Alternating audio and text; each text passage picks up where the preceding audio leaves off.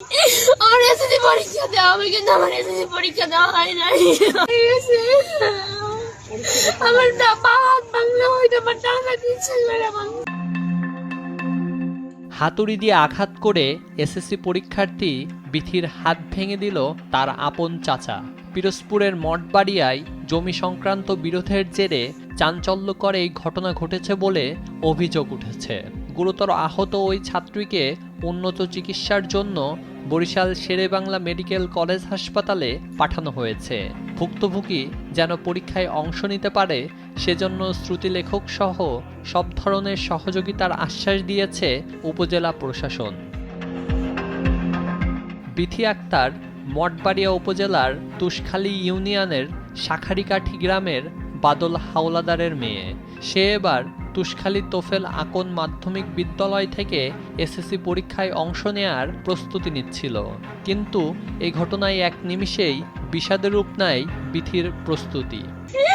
আমি এত কষ্ট লেখাপড়া করছি, আমার ফ্যামিলির অনেক স্বপ্ন ছিল যে আমি এসএসসি পরীক্ষা দেব। আমার বাবা আমার নিয়ে আইছে, আবার নিয়ে আসছে এই স্বপ্ন। আমার এই স্বপ্ন সব শেষ।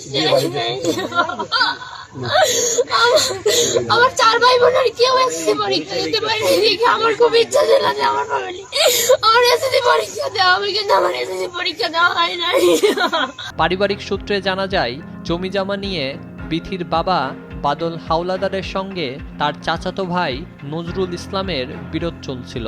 21 এপ্রিল বিকেলে তুচ্ছ বিষয় নিয়ে কথা কাটাকাটির এক পর্যায়ে নজরুল ও রাহাত নামে দুজন বিথির বাবার উপর চড়াও হয়।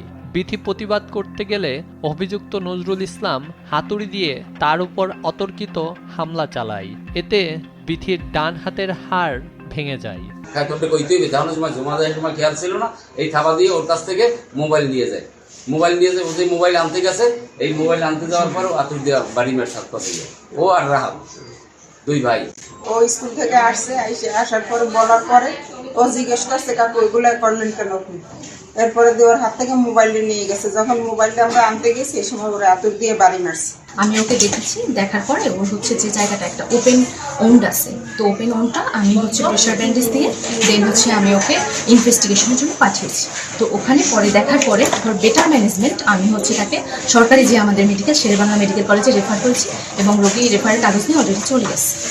ওই যে 2 পুকুর একটা জায়গা পাশাপাশি তো বিল্ডিং করার সময় ওই ধোঁয়া মানে চুলার ধোঁয়া ওদের কাছে যায়, এই সূত্র নিয়ে গোলমালের কারণে এই ঘটনাটা ঘটছে। এ ঘটনায় মঠবাড়িয়া উপজেলা নির্বাহী কর্মকর্তা আকলিমা আক্তার জানান, তারা ভুক্তভোগী পরীক্ষার্থীর পরিবারের সঙ্গে যোগাযোগ রাখছেন। মেয়েটি যাতে পরীক্ষায় অংশগ্রহণ করতে পারে সেজন্য নিয়ম অনুযায়ী একজন শ্রুতিলেখক বা রাইটারের ব্যবস্থা করার চেষ্টা করা হচ্ছে।